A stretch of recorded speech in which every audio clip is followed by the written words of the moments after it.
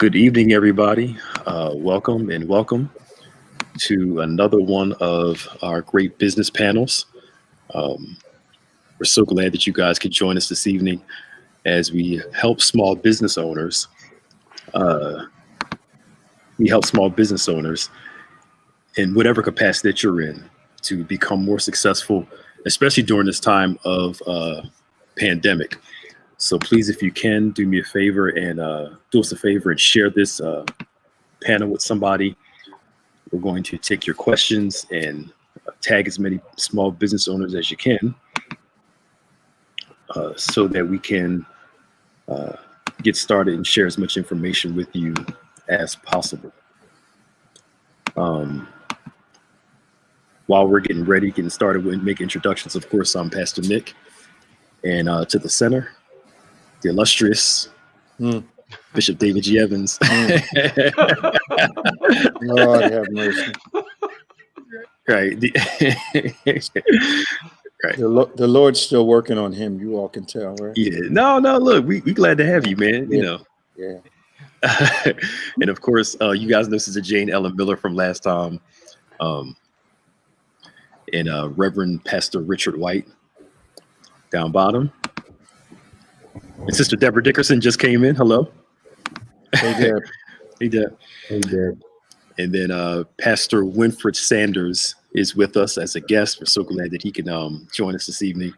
So again, please do us a favor and share as much as you can as we get ready to go live and get to this discussion on small business owners. Maybe what we can do is if everybody can do like a brief introduction of who they are and what they do and kind of add some credibility to the conversation. I'm sure they know who me and Bishop are already. So Jane, we'll start with you and work our way down. Okay, sure. Currently, I work for a small company. We were just discussing what constitutes small. And I never thought of them as small until I realized that they qualified for the CARES Act and getting that funding, right? Which is very different from your local barbershop or hair salon, because we had a CFO who knew how to fill out that paperwork. So our typical folks with their businesses going in and doing that paperwork was more than a notion. So what I learned is I work for a small company, they're a $30 million company, so I didn't consider that small. And I serve in the role as vice president of IT at the largest community college in Maryland. And while I am working remote, I think I'm actually busier than ever because we've got 30,000 students who are having to learn remote. So we've got to make sure that technology is working at all times. While I do that, I also have a company, the Miller Consulting Group, that my son and I started, and I actually found out that he's actually the brains in the family. He's always been an entrepreneur. He actually started a new business while we are in this pandemic. I truly believe that often out of challenges and chaos comes innovation and opportunity. So I'm learning from him how to have the successful business because he's been doing that for about 15 years. So, sometimes they say out of the mouths of babes, he would not be happy with me calling him a babe, but as long as he's my son, that's what he is. But you learn a lot. You learn a lot, and I've watched him with his successes and with those things that have quote unquote failed, but you just start all over again. Get up, get it, do another one. So.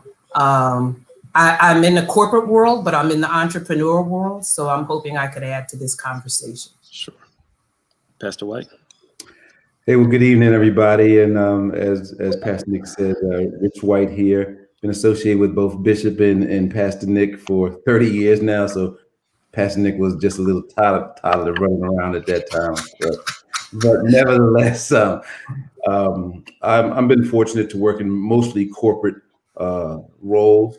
Having been around the world, traveled, just came back from Europe a little while ago. But I work for what I consider a small specialty chemical company now. I'm a chemist with an MBA, that's what I am. and I run it's a $1.3 billion business, and I run a third of the business globally. So I have had a lot of interaction with a lot of smaller business partners that we have, and hopefully I can add some value to this conversation also. Thank you. Sure. My name is Winfred Sanders, bivocational pastor. I pastor Grace Baptist Church. I co-own a business called Netta Scientific. I am the president. My wife is the CEO. We are a global business. We have about 50 employees. Um, our revenue is pretty significant. I'll just leave it at that.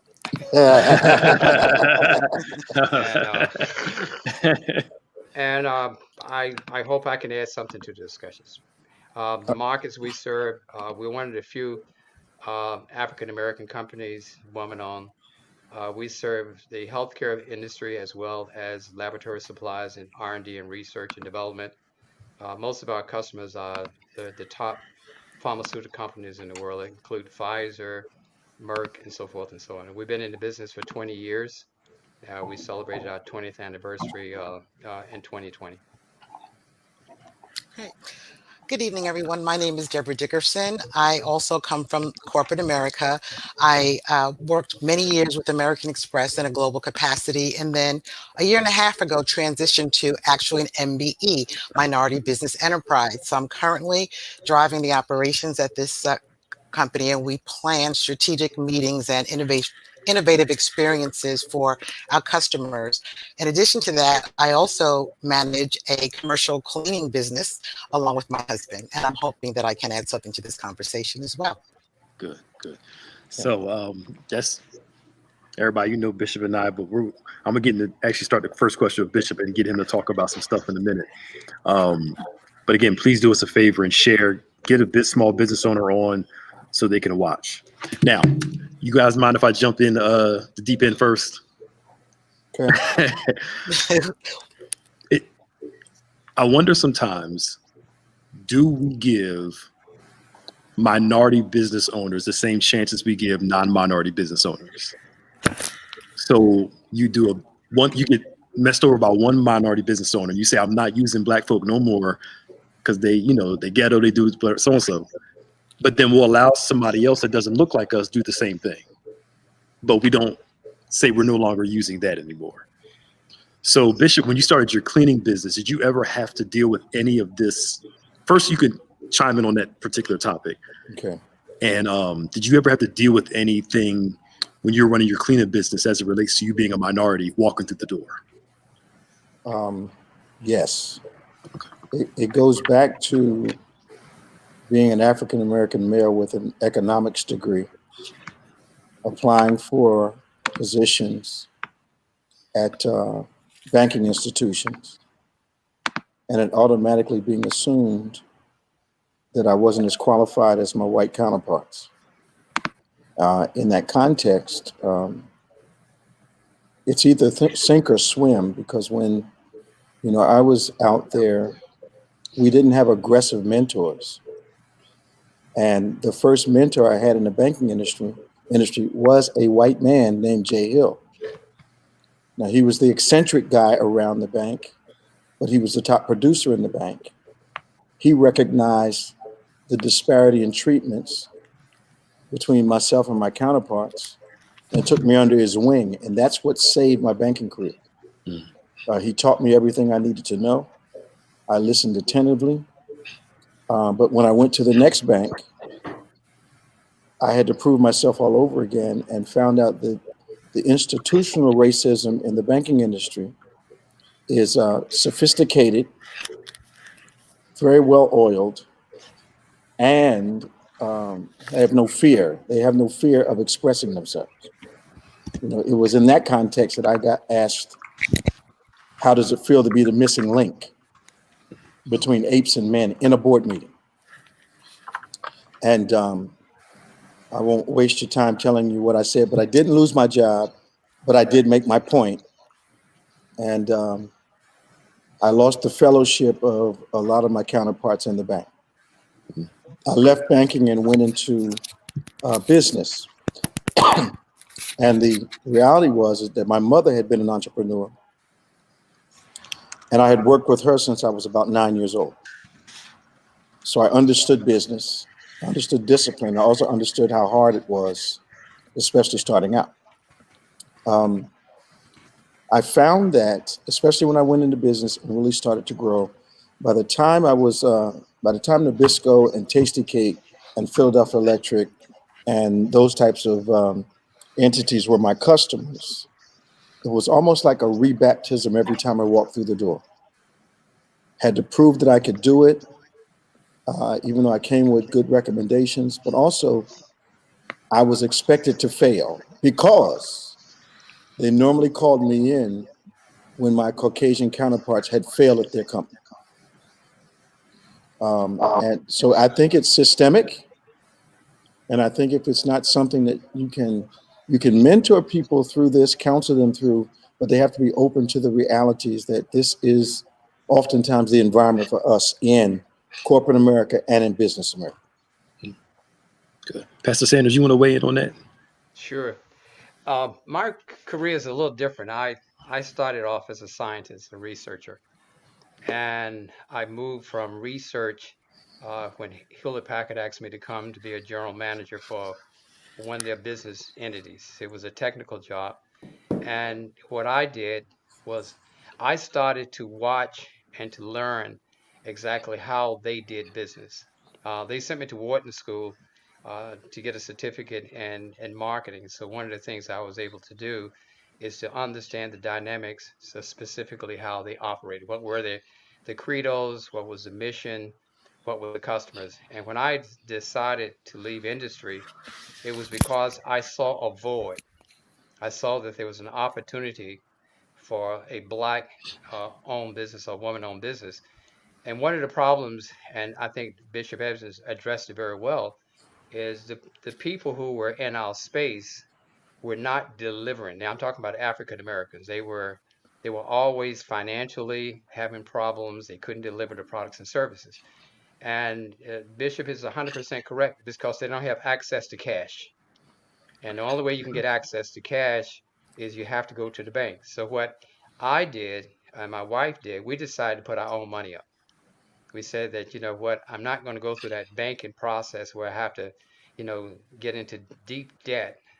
And we actually decided to get in a sweet spot of the market in science. There's not a lot of African American people in the science and the healthcare industries where we were. So we didn't have that problem with competition because at the time, at the time, they were trying to fill some diversity needs. So that gave us an opportunity to get in. But most of the people who gotten into that space, they didn't perform.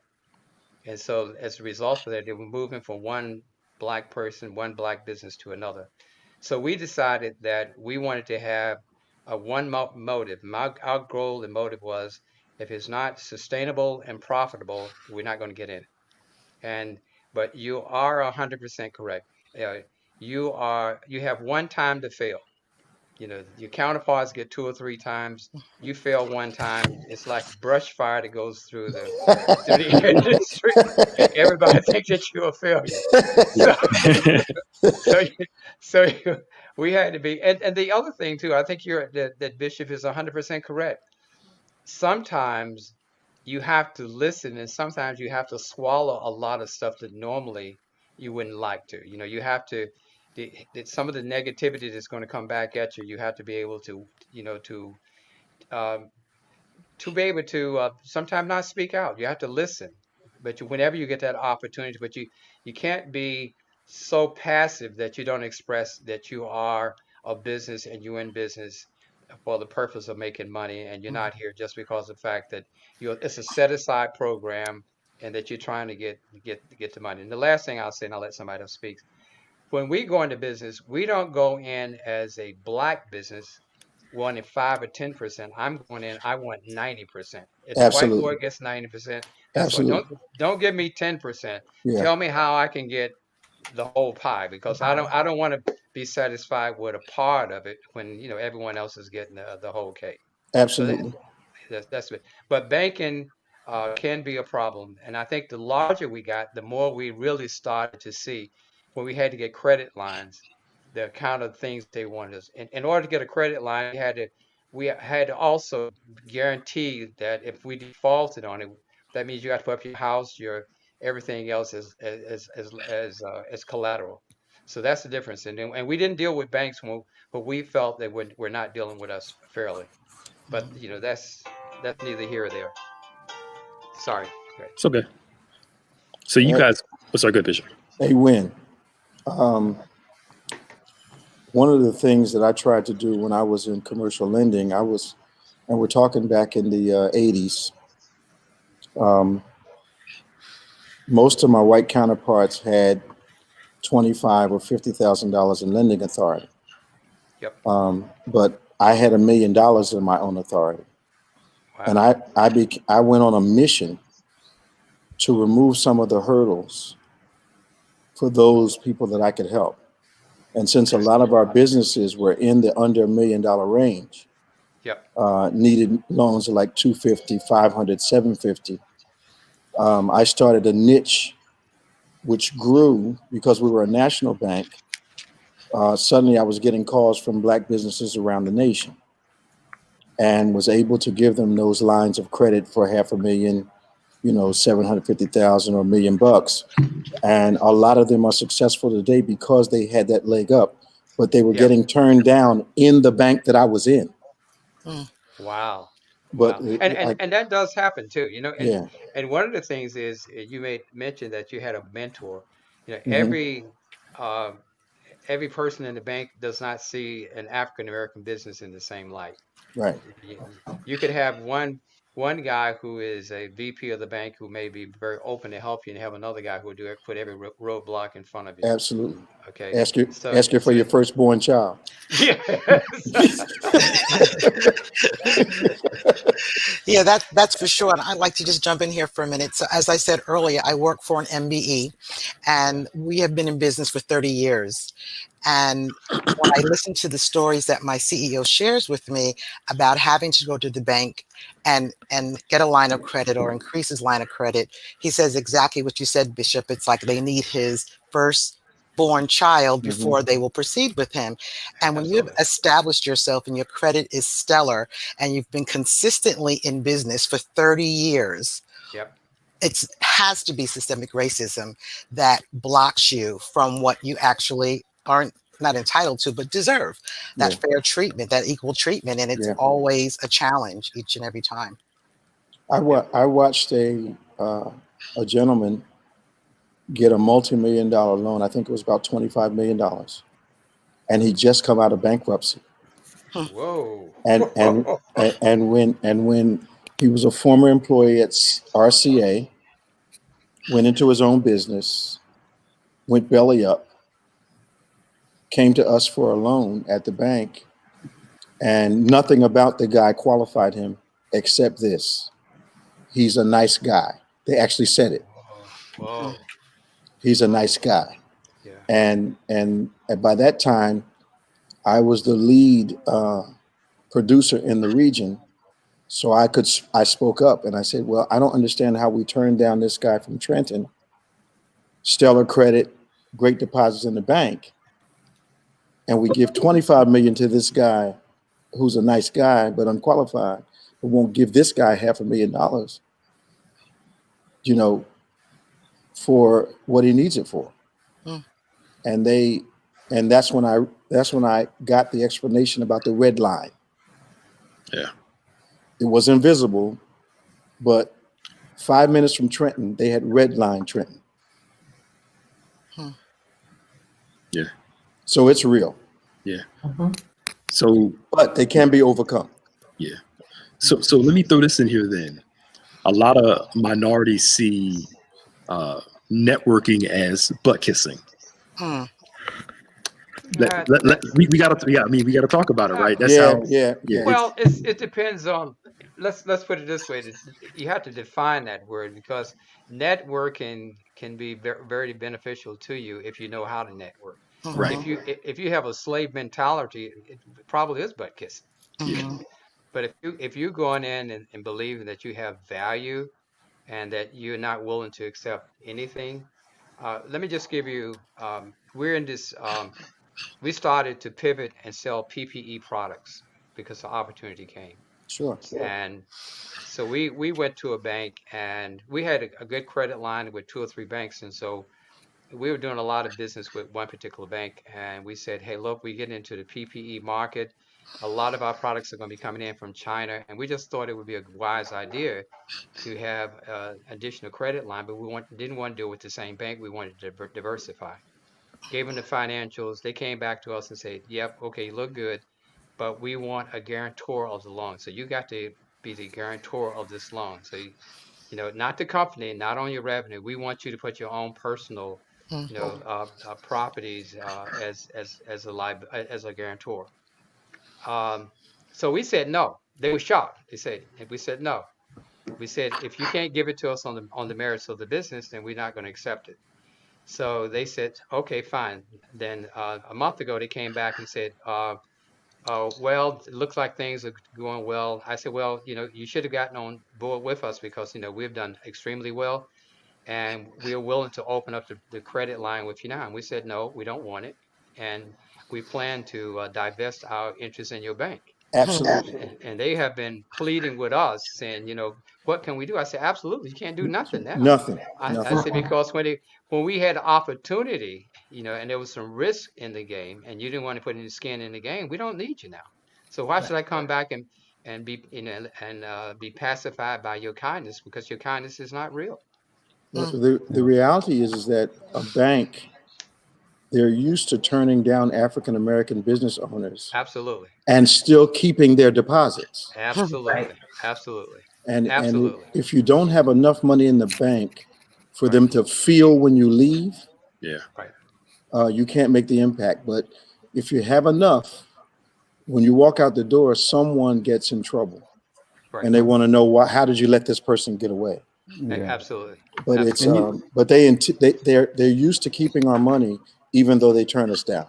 Right. But the other thing too is I'll just say this: as African Americans, we don't leverage our financial strength with banks by finding out what other companies that look like us are banking with them, and use that as collateral and use it as a benefit so that we can get better interest rates, and we can get a much stronger relationships with banks.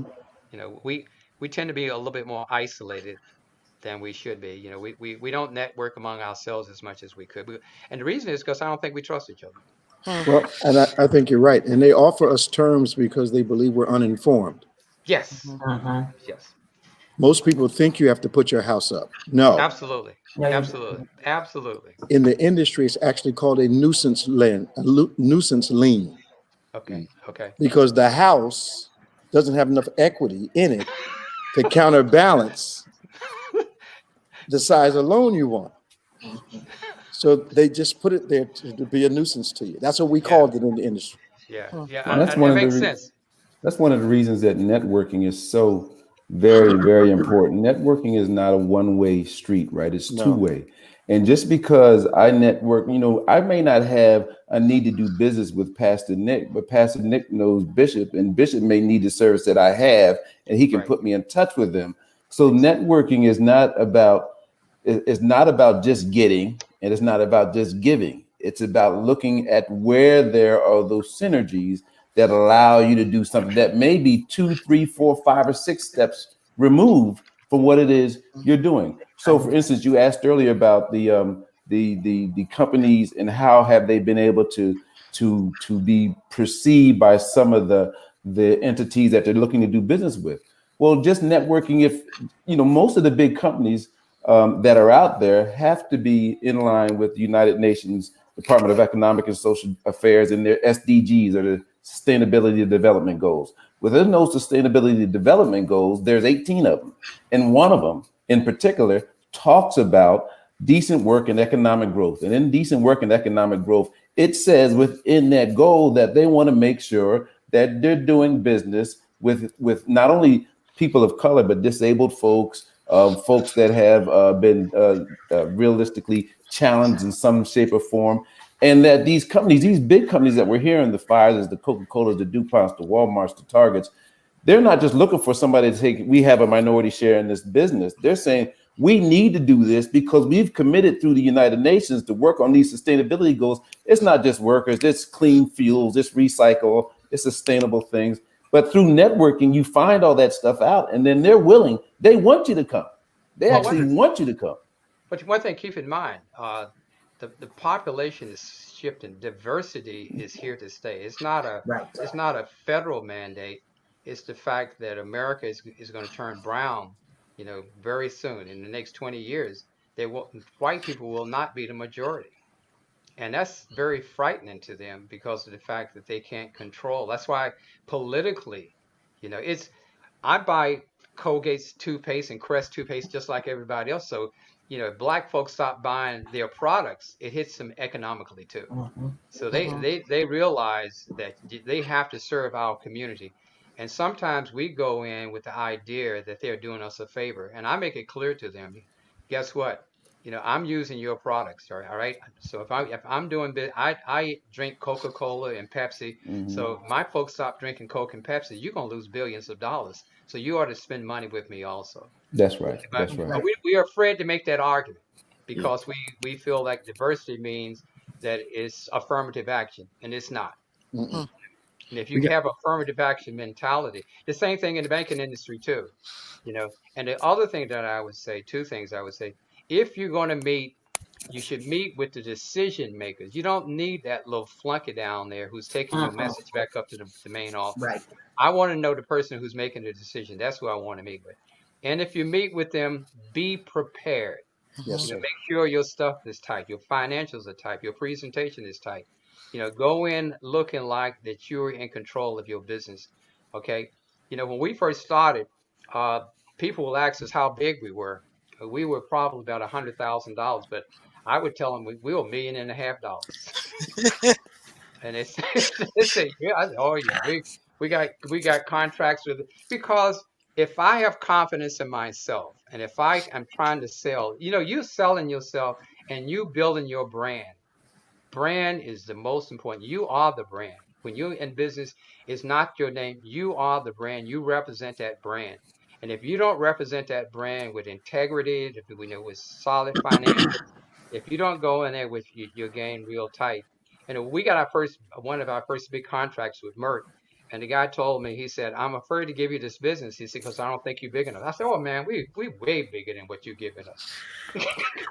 we weren't, but I knew that I had to give confidence to him that I felt that I can do the job. And I believe that we could do the job because I knew we only had one time to make a mistake. For the young, sorry. Yeah, I say for young people, get off the plantation. When you learn in corporate America, learn as much as you can. Just don't be there to occupy the space, but find out how they do business. Find out exactly how they build their presentation, how they build their brands, and then go out yourself and be able to say, if I can do it for them as a VP or general manager, I can do it for myself. Right. That's right. All I need is the opportunity. Yeah. As for the young folk, as Jay-Z said, I'm not a businessman, I'm a businessman. Exactly. He himself is the business. Well, and you have to, That's you got to know right. what kind of business know you're in. Jay, he said it also. I was thinking today in the shower when I was thinking about this meeting. People in the music industry found out that they were not in the recording business. You're in the entertainment business. Right. You see what I'm saying? So that's a whole bigger scope of stuff that you can do, and how you can pivot to make things happen. Yeah, we got a few questions coming up. Jane, did you want to chime in on anything before we move to the next topic? No, let's go to the next one. I'm not going to. Okay, Bishop, something that you guys really talked around was you said most people that you meet with, they know your plan immediately. Yeah, they just want to know, can they work with you? Can you kind of talk about that philosophy? I think when you go to a meeting where you're trying to introduce yourself, or you're asking for participation from another company, or you're asking for whatever business arrangement you're there to petition, you have to be prepared for a long conversation. But what I found is that most successful people that are in CEO positions understand the deal in about 10 minutes. And you need to learn how to present an overview in 10 minutes and then ask them, do you have any questions you'd like to ask me? Right. Because one of the things that turns them off is you having to make this 45-minute presentation when they've only got 30 minutes to meet with you. So because you spend 10 minutes explaining the deal, and then they spend the next 20 to 30 minutes trying to discern whether they want to work with you or not. It's true. Right. Well, And we you call it what? We call it the elevator speech too. Absolutely. Yeah. Right. That's right. If you get on the You gotta elevator learn and you're on the lessons 10th floor, if you can't sell the guy by the time you get to the first floor, you're not going to You get can't to sell the them. Yeah. Yeah. Yeah, it's a reality that you have to learn the language of the industry that you're a Absolutely. part of. Absolutely. Absolutely. People with real money converse differently than those of us that are trying to get there. That's true. And I'm thinking of, I belong to this club in Philadelphia, and this one young guy who had made a bit of money was in a meeting with about 5 or 6 really, really wealthy men. And he was being aggressive and saying all kinds of things. And, I'm sitting there observing because I'm looking at the way they interact with one another, which is why you can't be corporate and live in a bubble. You've got to get involved in conversations. You've got to hear how things are done, what the flow of power is, all of that. And he was really, I thought he was out of control. He wasn't raising his voice. And one of the senior guys said, "You're really making us uncomfortable right now." And his whole demeanor changed because he realized he'd stepped in it. He'd fallen into it. And what he was saying was, "We're not going to do business with you in about 5 minutes." And I never forgot that day. "You're making me really uncomfortable right now." It spoke volumes to him. He understood it. Yeah. Yeah. Yeah. That's Yep. amazing. So it wasn't about his success, which he thought it was, Mm. because he thought his success gave him the permission to be aggressive. When they were trying to figure out, can we have a relationship with this guy? Right. Yeah. That says a lot. Yeah, it does. Relationships still make the world go around, as they say. And it's Drives still, everything. drives Abs- everything. Absolutely. And when we were speaking of networking, I mean, that's the value there, right? Because those relationships, people are still making deals based on who they know, right? And what they know of you. So I believe that your wealth probably, lies in your relationships and those that you can call in for a favor that can help you get to that next step. So I think most of our time we spend on building those relationships with our customers and other people. And as Bishop, you taught us years ago in Kingdom Heirs class, know your bankers, know your local, politicians, and those are people that you can reach out to when you just need someone to help you get over a hump. Right. Yep. And let's be real here. White people do it all the time. All the time. Yeah. And with their families, with their friends, they hook their people up. You look at Hollywood, they have the Rat Pack back in the day when it was back when Sinatra and all them, and then you see these little Rat Packs, quote unquote, here and there every now and then. People put on who they're in relationship with. So we do have a question. It says, I know a couple of Black men who partnered with white men to be the face of the business to get funding and business. What are your thoughts on this strategy? Ooh. Because I was going to speak to that earlier. So with my consulting business, which is providing services to colleges and universities, and I tend to deal with the big schools. So my very first customer was Meharry Medical College, right? And it's my son and I. And the fact that they're Black and we're Black, that does not matter. In fact, that makes them a little bit nervous.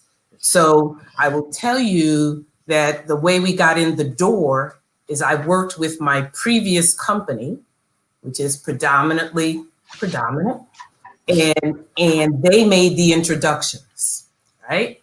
And because they needed my son and I to do the work to get a longer term contract, but they made the introductions, and which is fine. And the reason why I say that's fine, because at the end of the day, those 2 weeks, that was my company having to prove we knew what we were doing, right? So those other folks weren't there. But I think, and my mentors, 3 of my mentors are white males. So, you know, and each one brings something different to the table. So I don't think that that's an issue, because that is the world that you're dealing with. Whether you're an entrepreneur, whether you're in corporate, whether you've got to deal with the banks, you've got to deal with attorneys. And so having those folks who can maybe clear a path, having those folks who can give you some insight or say, hey, not that one, maybe this one, right? I think that makes a lot of sense. And why not, right? They're willing to do it for each other. They're willing to do it for those who show that they've got the stuff it takes to do it, right? And so to the earlier point about your stuff has to be tight. Our stuff has to be tighter than tight, right? Absolutely. For whatever field it is, whether it's in the medical, whether it's in some of the other areas that we're talking about. And so having people of a different race or the predominant race, you know, be the lead so that you can get your foot in the door. Absolutely. I have a little different perspective. I think that has some validity, but it also has some major drawbacks to it. And the reason for that is if it becomes a pass-through business, at the end of the day, you're not going to sustain yourself without them. And you need to be able to, at some point, to be autonomous. So I would say you have to look at those partnerships and the value of those partnerships. If they're financing these, they're putting the money up, and you're just the front person. At the end of the day, you're going to lose. Oh, yeah. Okay. So you have to, I say when you're doing business partnership, it's always what is the value of that partnership. Now, I partnered with a company years ago from Germany, and we had a somewhat of a good relationship, but our value systems weren't the same. We didn't have the same values. We didn't look at the markets the same. So it really became very controversial, and I immediately cut the relationship. And as a result of that, we were able to do better with them than without them than we were with them. So I think that you need to look at every partnership, and that partnership means that you need to have the same values, the same vision for the business, and you need to have clarity on who owns what. Okay, and at some point they can be good boosters for you, but at some point you may have to cut them loose and stand on your own, because you really want to build your own business. So I would say there is no rule of thumb, negative or positive, except for the fact that if it looks like a duck, walks like a duck, and quacks like a duck when you're doing a partnership, it's a duck. It's a duck. That's right. I think I can speak to it from experience. I started my business as a subcontractor because starting out, I had enough money to buy the equipment that I needed, but I needed the contracts. I needed the insurance coverage because I did not have the income to cover all those bases. My mindset was that I was not going to subcontract for more than 3 years. So instead of, and I had to sign a right not to compete clause for those 3 years. So while I was subcontracting, I did a lot of the work myself so I could learn the business from the ground up. And then I started to invest in equipment so that when the 3 years ended, having saved money, having shop brokers for insurance, having got, you know, all the things that you needed in order to be solid, I was ready to launch at the end of 3 years. But I think some people go in and don't start sacrificing like you need to build a future of independence on your own, and end up trapped in a subcontracting or partnership position for, 10, 15, 20 years. Some never get out of that flow. But you have to have a mindset that I'm going to be independent, and then do what you need to do to be prepared for that independence in the very near future. You just answered somebody's because teacher that asked the question said that she was subcontracted money. So you're saying that could be a good start to build towards where you want to go. The contract is extremely important. Yep. Because when you're subbing, they take a nice percentage of your money every month, which means that if you're going to make money subcontracting, you're going to have to do some work. So that meant I was banking during the day and cleaning buildings during the evening. Some people are not willing to do that. That's true. But I knew if I didn't do that, I wouldn't save on the labor, the matching, all that, Social Security and all that, in order to position myself to be able to move.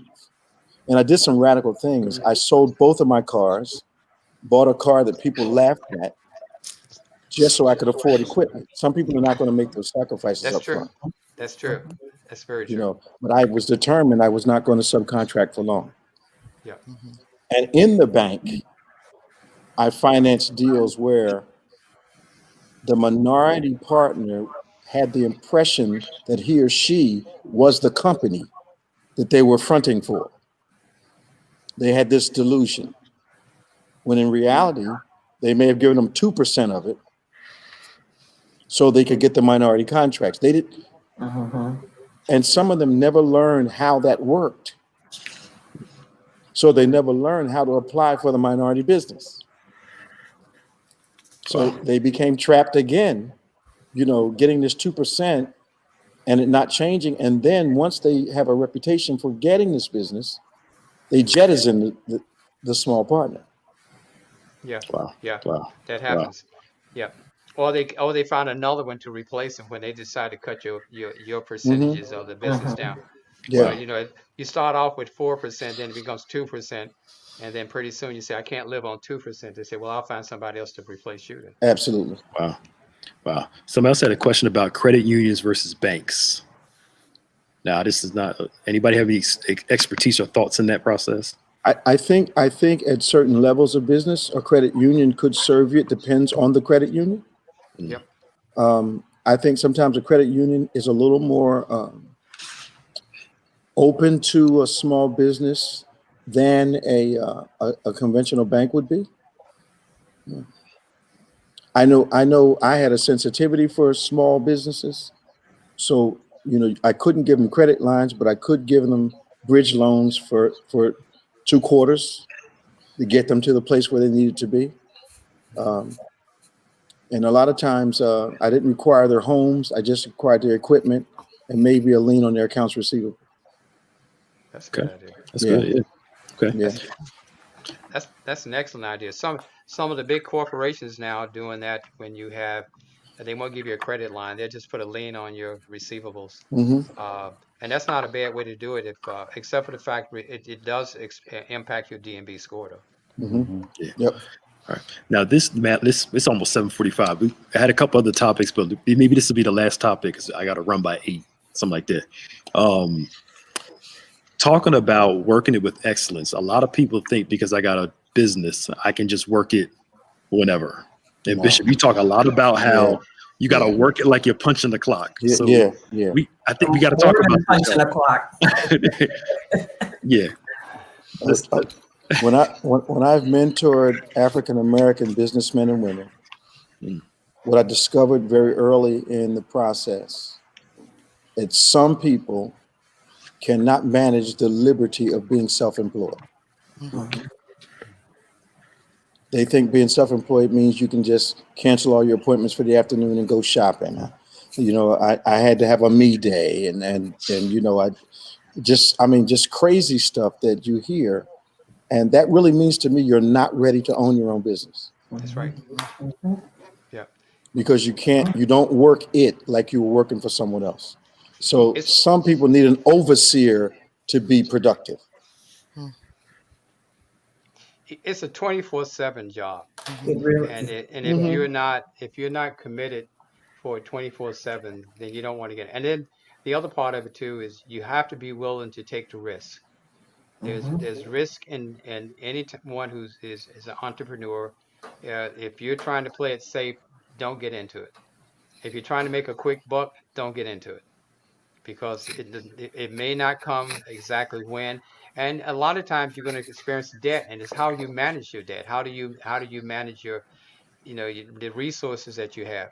Yeah. One of the biggest problems too. Let me address this with you. You didn't say anything about it. One of the struggles that uh, African American businesses have is keeping good employees. And some of the employees that we have the most difficult with are African Americans. Absolutely. They work for us and feel like that, if I need to take off the day to go to the dentist or doctor, my baby is sick this morning, I can't come in. But you don't do that for the white business. but you feel Exactly. but you feel like that and then you say you're not we're brothers and sisters in this. Yes, we are, but we also run the business. Hmm. So don't get it twisted. If you're expected to come to work on and they coming to work on time, that's another problem. As long as I get there. No, that's not the way you do it. No. So No. some of the biggest struggles that we have and some of the biggest turnover we have been with people of color. Absolutely. Deborah, you work in this field. You do the whole minority hiring piece. Can you shed some light on that to what you do where you work? So I want to first, if you don't mind, address this employee issue because it's something that's very close to the business that my husband and I run together. And also, Bishop, you warned us about this Yes. several years ago. Yes. But just keeping good employees and having them committed to what it is that they're being tasked with, and what Alvin and I have learned, and this is just recently, we've been in business for 14, no, not quite 14, maybe 12 years now, is that we need to separate the business that he's involved in and the HR perspective. He's involved in the business where he's interacting with the employees. Therefore, relationships are being built as a result of that interaction. We need to separate that from the rest of the business. So I am now the HR person, right? If there's an issue with an employee or an HR, something comes up, it's something that I deal with to keep Alvin out of it. And that has helped. We see that is helping us make the hard decisions, but the right decisions, right? Right. And to your point, what you were asking, Pastor Nick, what I'm in the business of right now, working for an MBE, is selling out MBE services, right, to corporations, right? And I've been participating in quite a few supply diversity fairs with Wells Fargo, UPS, and a lot of the big box companies. And what I'm learning from them, which I thought was very telling, and it makes me tell the story of my company differently now, is they have all these millions of dollars committed to doing business with minority suppliers, right? However, my story used to start is we're 100% minority owned, MBE certified, blah, blah, blah, blah. And from participating in these webinars, I've learned that they know that because I'm there. They want to know that we can deliver on the promise and the commitment that we're making. And decisions are made based on obviously your expertise and the value that you can bring. And hey, this is a minority supplier diversity fair. And because you're a minority owned company, we want to do business with you, but not because of that, but because you can do all the work Because you can do it. and the bonuses that you're minority owned. So that's helped me change the sales story that I'm telling when I'm speaking to prospective clients on behalf of my company now. Yeah. So we have to make sure that we can actually deliver on the promise. Right. And be able to demonstrate that. And whatever we commit to, it has to be quantifiable and measurable so that they can see that. So when you were saying earlier about knowing your numbers, you have to know that inside and out, all of your metrics. Because isn't part of hiring, and I'd love for y'all to chime in on this. If you're the owner, I've heard of a lot of business owners taking a hit on their salary to pay for people to come in and help build the business. So they'll have people, they'll purposely cut their salary back on purpose so that the business can grow. Can anybody talk about that? Because to me, it sounds like you can't be selfish and greedy. Well, obviously selfish and greedy people have built great businesses, but there's a certain degree of sacrifice involved. There you go. In order to build it. Can somebody chime in on that? Oh, sorry, you're mute. Unmute yourself. Okay, can you hear me now? Sure. Yep. I think that is very noble. And when we first got started, I did that. But here's what the problem is. You don't really get a real clear financial picture of your finances as a company. You have to pay yourself. You can make sacrifices, but if you don't add your salary into it, when you do your P&L, you will find out that your P&L is not a real reflection of the cost it is to run that business. So Yes. you can do that for a period of time. You may not take a bonus, but ultimately you have to factor that into your financials. Okay, because your value, if you're not there, that business is not going to work. There's And no so business. you need to make sure that you are paid. You may not be paid $1 million, but you need to pay yourself what your value is to that company, and you need to roll it in because that's a real true picture of your finance. You'll start to doing things and realize that that your financials are not really reflective of the total value that you're bringing into the business. You know, and so I would say I cautious you. I think it's be very cautious about doing that. You know, Right. you may defer it at some point in time, but Yeah. ultimately, I did it when we first got started, and I thought I was doing a great thing. And then I realized that what I was really doing in some ways, I was really making the business suffer because if I needed to go out to get a credit line so that I could be financially solvent, I should have done that rather than trying to take it out of my pocket because it's not Right. sustainable. Yeah. It's And I not think sustainable. I think you can look at other areas aside from your salary, right? Where you look for other opportunities to cut back or reduce your operating expenses to Right. invest in a person who you Yes. believe can Yes. drive the business Yes. or bring in additional revenue. But I agree. I don't think it's in the salary of the individual. I think it's your other operating expenses where you can reduce to supplement that salary to get that great person on board. I think one of the things that I discovered when I was in business was the type of employee I had to center on that could help the vision of the business go forward. Excellent. I did not hire anyone who didn't have consistent obligations. Mm. So my employees, and it wasn't discrimination. I couldn't have somebody not coming to work because they had a headache. I needed the tyranny of necessity to Yeah. drive them to the job every day. Yes. Child in college, Yes. some situation at home, something that Yes. was more than just I don't feel like going in today. And when I stumbled on that, I realized I had mature people working for me. And most of the problems that I had after that were with younger folk, and I hate to say it, or family. Oh, family. Bishop, you said it. You ain't saying but nothing but a word right now. It's Well, just, I think that speaks to the fact that you have to be very careful how you bring family in. If they bring value, bring them in. But let me speak to the people first. I think the key to success in business is hiring the best people, hiring people who see the vision, who can help you execute on the vision, rather than looking at their salary. You have to look at their value because they will pay for themselves. If you have a mediocre employee who's not like Bishop won't come in when they have a headache, you're going to lose money. You're losing money when you have an employee or manager who's not productive. It's costing you money, okay? And it'll cost you money to try to get a second person to fill in what on the job that they're not doing. So hire good people, people that'll make you stretch. Sometimes you have to pay more for them. I think we tend to take chances on employees depending on the stress level that we are experiencing in our place of employment. That's true. And sometimes for a CEO, it's the resistance to doing the job yourself until you hire someone who can actually Right. add to That's a good point. your company. That's There's an excellent. emotional thing that I don't want to do it, and you end up hiring someone that costs you so much more money, Right. costs you contracts, costs you good employees. I mean, it's Right. just Right.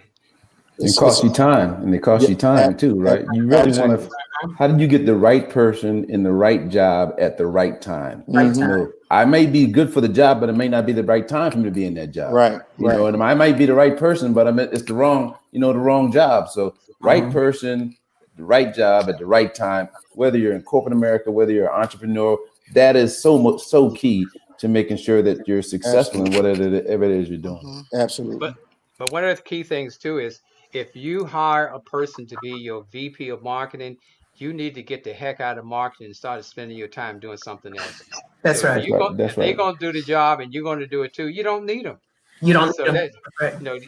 you have to be able to delegate. You got to be able to say, okay, I'm trust. But that does not mean that you don't test and measure to make sure they're doing what you want. Yeah. Right. But you should be sitting over there doing the finances when you got a CEO who's over there, the CFO who's doing it for you. Right. That's the waste of your time. You need to put your time and value in someplace else. Well, it's no different than in the Bible when the deacons were found, right? So the pastors can go and pray and study. They were to tend to the people. Same with these jobs. You know, you running the company. Okay, so I got some other people that are doing those things that need to be done because I have to do this. I have to be looking at the strategy. I have to be, making sure that the financial acumen is right, or political savvy, or organizational agility, whatever it is. There are things that you have to do that if you don't get the right people doing what they're supposed to do, it's gonna minimize your impact to the overall business. And it doesn't matter whether we're talking about entrepreneurs or in the corporate world, and you're at a level of a vice president or whatever the level, running a large division. I think I've talked about I have 170 folks, but the only way I could manage was knowing that I have very good directors over the various work streams. Absolutely. Right? And that I can meet with them every other week and know that if they need me, they're going to call on me, but otherwise they're doing what they need to do. And I'm not calling the check on them every day. Right. So that means you're hiring good people, but it also means sometimes you got to let some folks go who can't do that.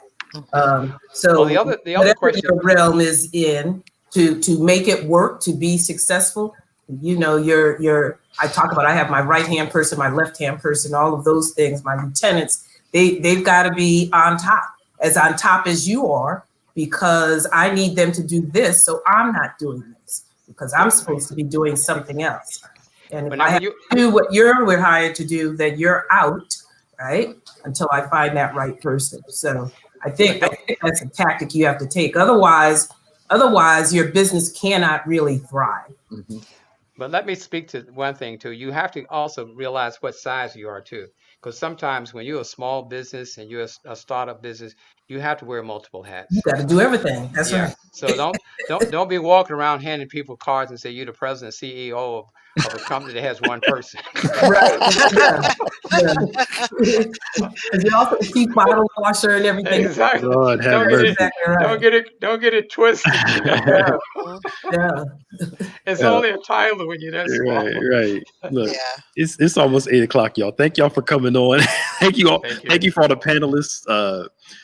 Bishop, BPA team, myself, Pastor Winfred Sanders. Thank you for joining us this evening. Thank you for the opportunity. And we're going to do some more panels for small business owners and corporate stuff and some finance things. People are making money during this pandemic. Not just billionaires, but there are people that are starting businesses. Yes. We're going to get somebody going to teach you how to do all the online stuff, because they are making money with all these algorithms and all these things. And God can do it in any time.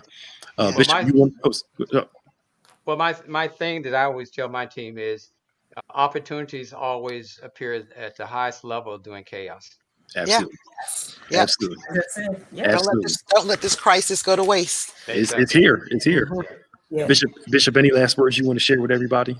I'm encouraged by the conversation. Also, it kind of confirms for us as a ministry what part of the emphasis for the power of God that we didn't have was going to be. Mm-hmm. And one of the complete tracks we had was marketplace. Yeah. That was going to be business and whatever was needed to start a business, maintain it, importance of contracts, all those things are going to be one of the curriculums during Power of God. And I see once again, it's affirmed to me or confirmed how much it's needed. Yep. Yeah. Because we're starting businesses based on enthusiasm and not expertise and knowledge. Right. And you know, there's a difference between motivation and inspiration.